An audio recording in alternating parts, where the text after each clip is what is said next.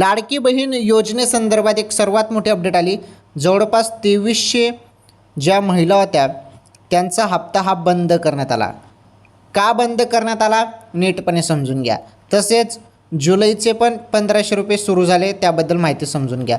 हे बघा, आता नुकतेच जून हप्त्याचे 1500 रुपये तुम्हाला मिळाले असतील, परंतु काही बहिणी आहेत ज्यांना हे पैसे मिळाले नाही। त्यांचा हप्ता जवळपास 2300 बहिणी होत्या, त्यांचा हप्ता जो आहे 2300 बहिणींचा हप्ता जो आहे तो बंद करण्यात आला।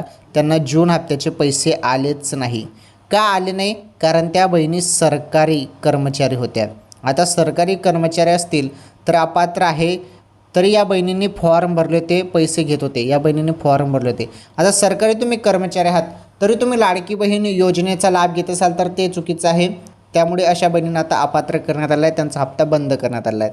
आणि हो, ज्या बहिणी पात्र आहेत त्यांना जुलैचा हप्ता याच महिन्यात मिळेल, जुलैच्या एंडिंगपर्यंत। ओके।